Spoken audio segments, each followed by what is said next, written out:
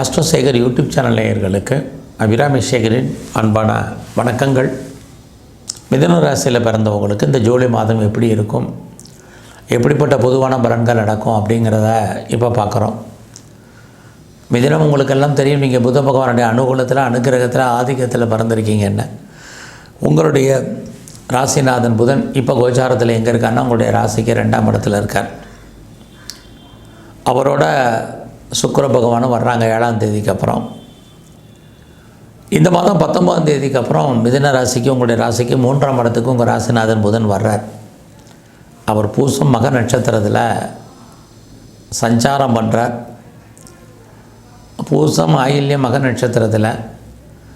இதெல்லாமே எப்படி இருக்குது, எதுக்காக இதை சொல்கிறோம் அப்படின்னா, நல்லா இருக்குங்கிறதுக்காக தான் அவர் எங்கெங்கே இருக்காருங்கிறத சொல்கிறேன். முதல்ல புதன் உங்களுடைய மிதுன ராசிக்கு அதிபதி 2ஆம் இடத்துல இருக்கார். 2 அப்படின்னாலே பேச்சுன்னு அர்த்தம். யாரெல்லாம் பேச்சின் மூலமாக வருமானத்தை சம்பாதிச்சிட்ருக்கீங்களோ உங்களுக்கு அதற்கான வாய்ப்பு இந்த மாதம் இருக்குது.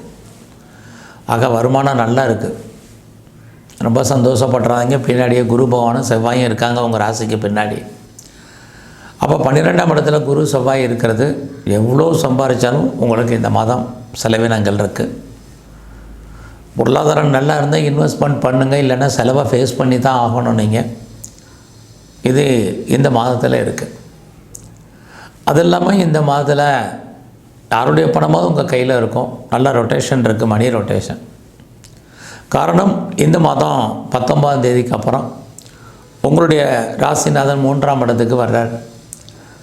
ஆக நீங்கள் இந்த மாதம் 19ஆம் தேதிக்கு அப்புறம் நீங்கள் ஏதாவது முயற்சி பண்ணுறதா இருந்தால் தாராளமாக பண்ணுங்கள். அது இல்லாமல் அந்த காலங்களில் நீங்கள் உங்களுடைய எண்ணங்கள் சிந்தனைகள் பெரிய லெவலில் டெவலப் ஆகும். உங்களை நீங்களே ரீஃப்ரெஷ் பண்ணுறதுக்கான வாய்ப்புகள், உங்களை நீங்களே அப்டேட் பண்ணுறதுக்கான சூழ்நிலைகள், இதெல்லாமே உங்களுக்கு அமையும். யாரையாவது நீங்கள் நம்பி இருக்கீங்கன்னா 19ஆம் தேதிக்கு அப்புறம் அவர்கள் உங்கள் நம்பிக்கைக்குரியவங்களாக இருப்பாங்க. அது வரைக்கும் நீங்கள் யாரையும் நம்புறது பிரயோஜனம் இல்லை. அது மட்டும் இல்லை, யார் நமக்கு நன்மையாக இருப்பாங்க, யார் கெட்டவங்க அப்படின்னு நீங்கள் உணரக்கூடிய காலங்கள் இந்த மாதம் 19ஆம் தேதிக்கு அப்புறம் இருக்குது.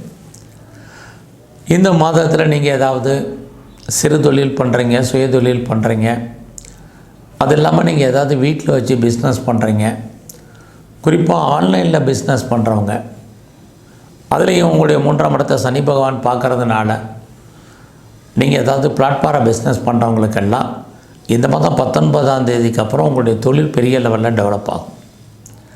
ஒரு பக்கம் 19ஆம் தேதி வரும்போதெல்லாம் தமிழுக்கு ஆடி மாதம் வந்துடும். பிஸ்னஸ் நல்லா இருக்காதுன்னு நினைக்காதீங்க, உங்களுக்கு நல்லா இருக்கும். இது மாதிரி துறைகளில் இருக்கிறவங்களுக்கு.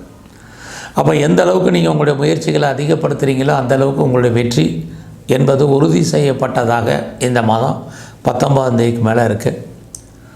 உறவுகளால் ஒரு பக்கம் நன்மை, நீங்கள் எதிர்பார்த்த உறவுகள் உங்களுக்கு நல்ல விதமாக உறவுகளை பலப்படுத்துவதற்கான வாய்ப்பு இதெல்லாமே இருக்குது. இந்த மாதம் 19ஆம் தேதிக்கு அப்புறம் எதிர்பாராத பயணம், அந்த பயணத்தால் உங்களுக்கு நன்மைகள் இதுவும் உண்டு. மெயினாக இந்த மாதத்தில் நீங்கள் உங்களுடைய முயற்சியை பெரிய லெவலில் பண்ணுங்கள். கிரக நிலைகள் இருக்கிறதுனால சோம்பேறித்தனம் என்பதை அவாய்ட் பண்ணுங்கள். ஏன்னா உங்கள் முயற்சி ஸ்தானத்தில் உங்கள் ராசிநாதன் வந்தாலும் சனி பகவான் பார்த்துட்ருக்காரு. சனி அப்படின்னாலே டிலேன்னு அர்த்தம், காலதாமதம்னு அர்த்தம். ஆக எந்த அளவுக்கு நீங்கள் பெரிய லெவலில் எஃபர்ட் எடுத்து பண்ணுறீங்களோ அந்த அளவுக்கு சக்ஸஸ் பண்ணுவீங்க. நீங்கள் ஏதாவது செய்தியோ தகவல்களோ எதிர்பார்த்து காத்திருந்தீங்கன்னா அது அத்தனையும் உங்களுக்கு நன்மையாக அமையும். அது இல்லாமல் ரொம்ப நாளாக வீடு மாறணும், இடம் மாறணும், ஊர் மாறணும்னு நினச்சவங்களுக்கு அத்தனை பேருக்கும் இந்த மாதம் நன்மையான காலங்கள் உண்டு. அது இல்லாமல் உங்களுடைய ப்ராப்பர்ட்டிஸ் எதுவும் விற்கலை, ரொம்ப நாளாக அது சேலாகாமல் இருக்குது அப்படிங்கிறவங்களுக்கும் உங்களுடைய சொத்துக்கள் விற்பதற்கான வாய்ப்பு, சந்தர்ப்ப சூழ்நிலைகள் உருவாகும்.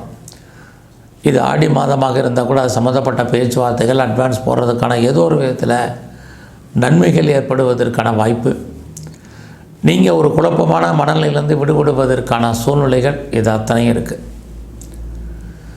இந்த மாதத்தில் மிதுன ராசியில் பிறந்த நீங்கள் உங்களுடைய உற்பத்தி சார்ந்த துறைகள் யாரெல்லாம் இருக்கீங்களோ உங்களுடைய ப்ரொடக்ஷனுக்கு தந்தால் நல்ல சேல்ஸ் இருக்குது, ப்ராஃபிட் இருக்குது.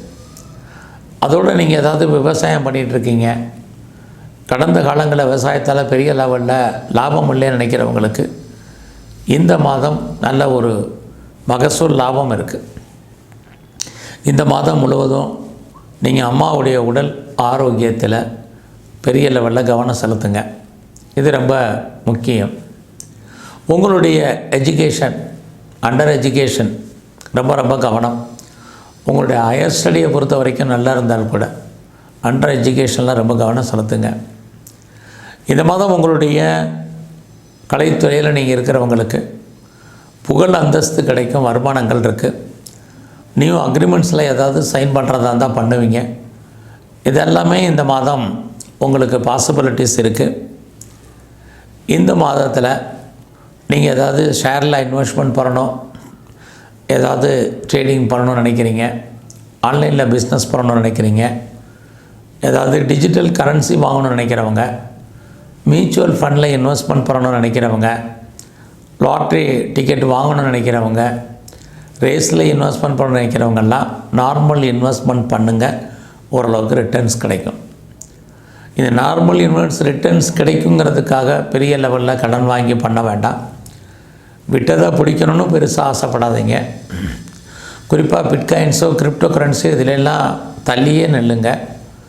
இதெல்லாமே நமக்கு இஸ் எ டெம்டேஷன், நம்முடைய உணர்வுகளை தூண்டும். அதனால் நமக்கு நன்மைகள் இருக்கான சுமாராக தான் இருக்குது.